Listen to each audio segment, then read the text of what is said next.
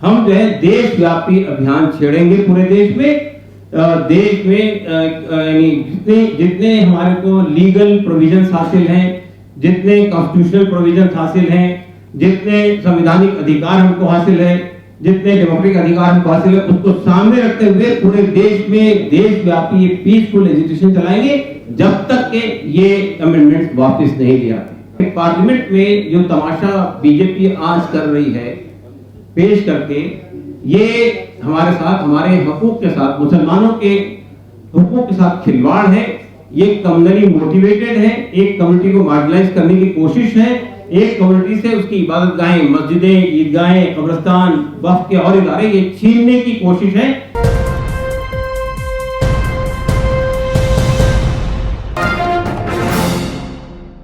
देखिए, हम लोग बहुत साफ तौर पे बात कहना चाहते हैं कि ये बिल जो पार्लियामेंट में आज पेश किया जा रहा है, ये डिस्क्रिमिनेटरी है, ये जो है कम्युनली मोटिवेटेड है, और ये जो है मुसलमानों के जो बुनियादी हुकूक है दस्तूर में, कॉन्स्टिट्यूशन में, संविधान में, उससे महरूम करने की कोशिश है।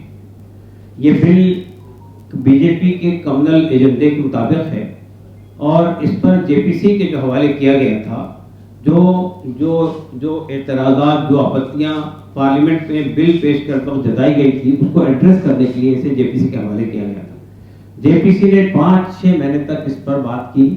हमने 5 करोड़ ईमेल भेजे और उसको रिजेक्ट किया। हमने दिल्ली में, पटना में और विजयवाड़ा में बहुत बड़े बड़े धरने किए। हमने चंद्रबाबू नायडू से मुलाकात की, हमने नीतीश कुमार जी से मुलाकात की, हमने जेपीसी के तमाम लोगों से मुलाकात की, हमने जेपीसी के अंदर जाकर अपनी बात रखी और तफसील से बताया उनको कि हमारी आपत्ति क्या है। हमें उम्मीद थी कि जेपीसी जो है उन चीज़ों को एड्रेस करे।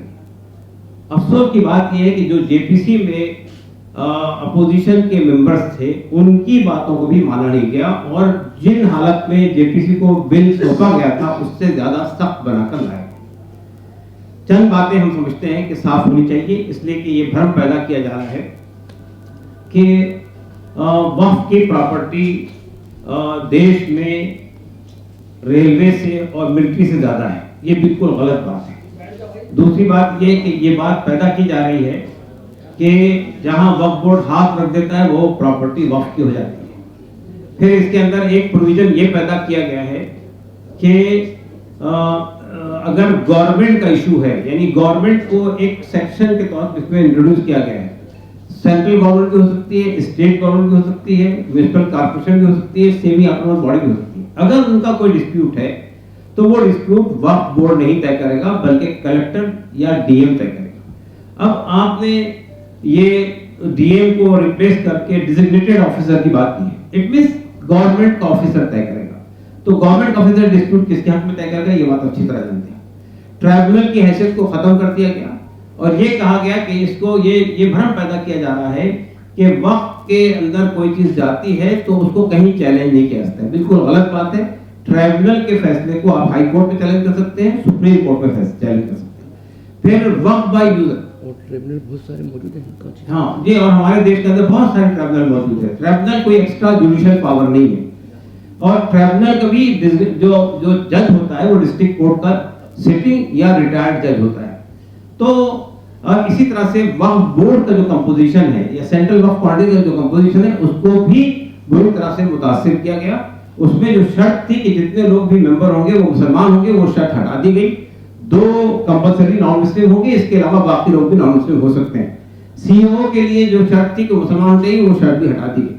तो आप देखिए कि वक्फ बोर्ड को मैनेज किया जा रहा है, सेंट्रल वक्फ काउंसिल को मैनेज किया जा रहा है, वक्फ बाय यूजर के सिलसिले में ये बात आ रही है। और खासतौर से ये जो हमारी सो कॉल्ड बीजेपी के एलाइज हैं, वो ये कह रहे हैं कि हमने जो अमेंडमेंट मूव किए थे वो अमेंडमेंट गवर्नमेंट एक्सेप्ट कर लिए। What were the amendments?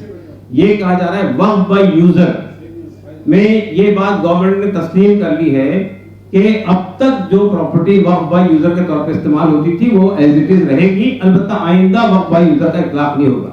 लेकिन इसमें एक क्लॉज ये जोड़ दिया गया कि अगर कोई प्रॉपर्टी डिस्प्यूटेड है तो वक्फ बाय यूजर उस पर लागू नहीं होगा।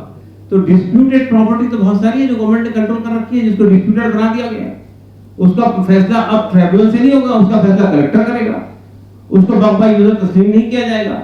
इसी तरह से ये जो लिमिटेशन है, देखिए एक बात भाई, हम जब ये कहते हैं कि ये डिस्क्रिमिनेटरी है, it means why we say that, कि देखिए देश में जो हिंदू इंडोमेंट्स हैं या जो सिख इंडोमेंट है, they are getting same provision, same protection, what protection is given to the waqf properties. तो आप अगर हमारे यहाँ तब्दीली कर रहे हैं, तो क्या आप ये कहना चाहते हैं कि आप हिंदू इंडोमेंट के अंदर भी तब्दीली करेंगे? क्या आप ये कहना चाहते हैं कि सिख इंडोमेंट में तब्दीली करेंगे? जब आप वहां नहीं कर रहे हैं, यहाँ कर रहे हैं, तो it means it is discriminatory. तीसरी बात ये कि ये लिमिटेशन का जो कानून है, लिमिटेशन का कानून ये कि किसी प्रॉपर्टी पे कहीं आपने 12 साल तक कब्जा किसी ने कर रखा है, तो वो प्रॉपर्टी को अगर आपने चैलेंज नहीं किया, तो वो प्रॉपर्टी जिसने कब्जा किया उसकी हो जाएगी। ये एग्जेम्पशन सिर्फ वक्फ बोर्ड को नहीं हासिल है, वक्फ प्रॉपर्टी को हासिल नहीं है, ये हिंदू एंडोमेंट को भी हासिल है, ये सिख एंडोमेंट को भी हासिल है, ये गवर्नमेंट प्रॉपर्टीज को भी हासिल है, और बहुत सारी और प्रॉपर्टीज को हासिल है। लेकिन आप वक्फ से ये एक्सेप्शन छीन रहे हैं। तो हम ये कहना चाहते हैं कि पार्लियामेंट में जो तमाशा बीजेपी आज कर रही है पेश करके, ये हमारे साथ, हमारे हकूक के साथ, मुसलमानों के हकूक के साथ खिलवाड़ है। ये कम्युनली मोटिवेटेड है, एक कम्युनिटी को मार्जिनलाइज करने की कोशिश है, एक कम्युनिटी से उसकी इबादत गाहें, मस्जिदें, ईदगाहें, कब्रिस्तान, वक्फ के और इदारे ये छीनने की कोशिश है, और हम इसको बर्दाश्त नहीं करेंगे। हम ये आह्वान करते हैं आपके सामने कि अगर ये बिल मंजूर हुआ, खुदा न खास्ता, हमारा ख्याल है कि हो सकता है कि good sense will prevail and the allies, at least allies will not cooperate with BJP's communal agenda if they want to secure their secular position. तो अगर, लेकिन अगर इसके बावजूद भी, in spite of all our objections, if this bill is passed in the parliament, then we make it clear that we will not sit idle.